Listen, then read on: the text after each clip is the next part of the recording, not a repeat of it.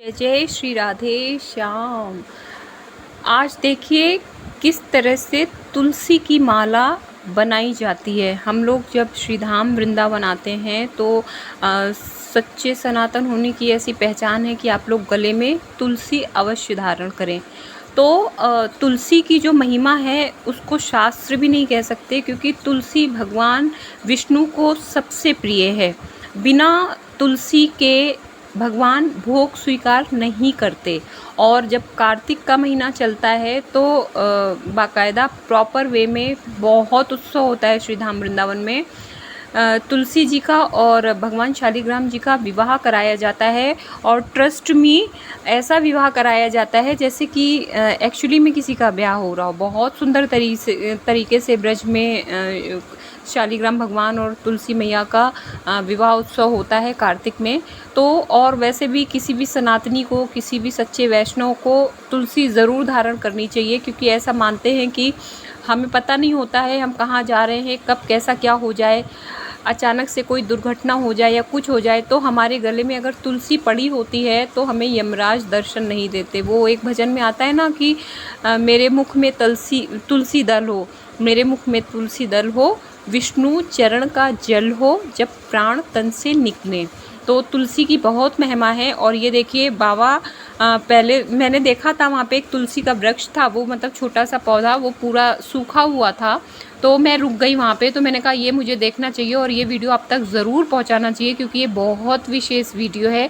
तो देखिए जो हम लोग तुलसी की माला पहनते हैं, हम लोग कहते हैं ना कि पता नहीं असली है कि नकली है, तो ये देखिए आपके सामने पूरा एक प्रैक्टिकल हो रहा है। आप लोग प्रैक्टिकल करके देख रहे हो इस समय कैसे बनती है तुलसी की माला, आप वो देखिए। और सूखी हुई टहनियाँ जो थी तुलसी की, उसको तुलसी के पौधे में पहले जो ये बाबा थे जो ये काम कर रहे हैं, बहुत मेहनत है, देखो कैसे मेहनत से भी बना रहे हैं ना। तो इन्होंने पहले प्रॉपर प्रणाम किया। ये देखिए कितनी सुंदर सुंदर बनाई है, ये सब इन्होंने हाथ से ही बनाई हैं। और जब हम लोग परिक्रमा करते हैं तो आप लोग जब भी परिक्रमा कीजिए, हमको एक ये टेंशन रहती है ना कि तुलसी जी असली हैं कि नकली है, कौन सी हैं। तो ये वहीं पर बनाते हैं, और आप देखना आपको बहुत तरह तरह के डिज़ाइन मिल जाएंगे, बहुत अच्छे अच्छे से माला आप उनको किसी भी फंक्शन में भी पहन सकते हो। तो ये देखिए कितनी मेहनत से ये तुलसी की माला बन रही है। कैसे बनती है तुलसी की माला आप ये देखिए।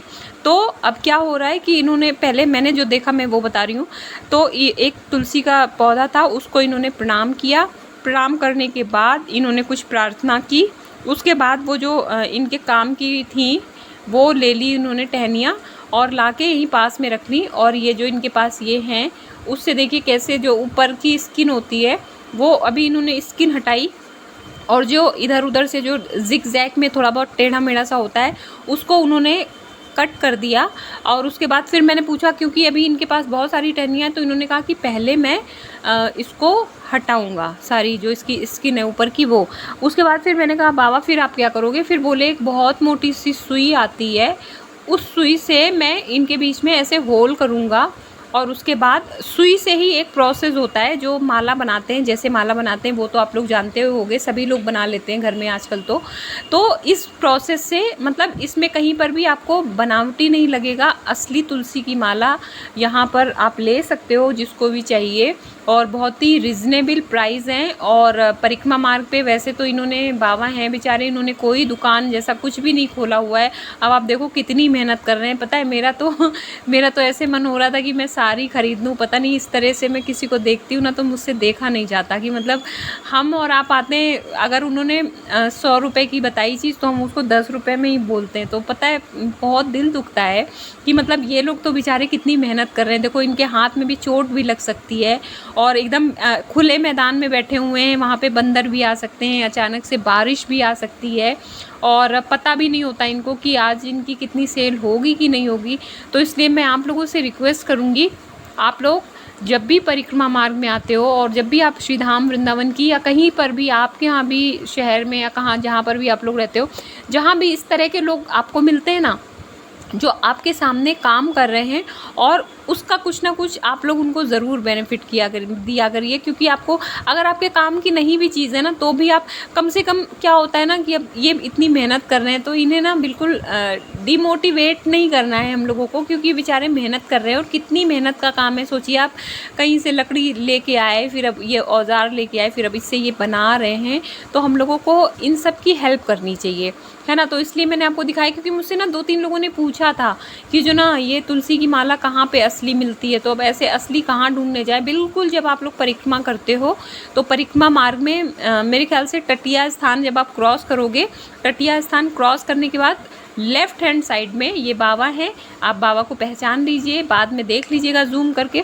तो ये बाबा जो है यहाँ पर एक ऐसे ही खुले में बैठे हुए हैं, इनके पास 20-25 माला, और मेरे देखते ही देखते कई लोगों ने परचेज़ कर ली थी। तो बहुत डिज़ाइनर, बहुत अच्छी माला बनाई बाबा ने। और अगर बोले कि और ज़्यादा देखना है तो मेरे घर चलना पड़ेगा, क्योंकि सही बात है बारिश का टाइम है और ये भी काफ़ी दूर से आते हैं बेचारे, तो ये बहुत ज़्यादा, अब इनकी भी एज हो रही है तो ये बहुत ज़्यादा सामान लेके नहीं चल सकते हैं। तो इसलिए इन्होंने कहा कि अगर पूरी तरह से देखना है कि ये माला कैसे बनती है, तो धागे में कैसे डालते हैं, और ये जो इसमें राधा लिख रहा है नाम, वो कैसे लिखते हैं, तो बोले इसके लिए आपको घर चलना पड़ेगा वहाँ पे, क्योंकि मेरे सारे जो भी छोटी छोटी मशीनें हैं जो जिससे भी हम काम करते हैं, तो वो आपको वहाँ पे देखने को मिल जाएगा। तो जिसको भी अगर थोड़ा सा भी कन्फ्यूज़न हो कि हम कहीं से भी लें माला, तुलसी की असली है कि नहीं असली है, तो मैंने आपको बहुत अच्छा सा रास्ता बता दिया है। आप लोग जब भी श्री धाम वृंदावन की परिक्रमा कीजिए तो टटिया स्थान के थोड़ा सा आगे, जहाँ पे गाय माता के लिए और बंदरों के लिए केले और चने का प्रसाद मिलता है, तो उसी के आगे वहाँ पे आपको बैठे मिल जाएंगे बाबा। तो आपको अपने पसंद का जो भी माला लेना हो तुलसी जी का, आप आंख बंद करके ले सकते हैं, क्योंकि ये तो आपके सामने बना रहे हैं ये, है ना। तो आप लोगों को कोई भी कन्फ्यूज़न नहीं होना चाहिए। इसके साथ ही साथ आप बता भी दीजिएगा, अगर कोई आपके यहाँ से वृंदावन आ रहा हो और अगर आपने तुलसी जी की माला मंगाई हो, तो अगर कोई श्रीधाम वृंदावन आए और वृंदावन की परिक्रमा ना करे तो ऐसा तो हो ही नहीं सकता, है ना। तो आप ज़रूर बताइए। तो एक छोटी सी जानकारी जो मैंने आप लोगों को दी, उम्मीद ही नहीं पूरा विश्वास है आपको पसंद आई होगी। आप सभी लोग खुश रहें। ब्रजकनिका आपके उज्जवल भविष्य की कामना करती है। इन्हीं शब्दों के साथ दूंगी अपनी वाणी को विराम। आप अपना ध्यान रखिए, अपने अपनों का ध्यान रखिए, अपने माता पिता का ध्यान रखिए। जय जय श्री राधे।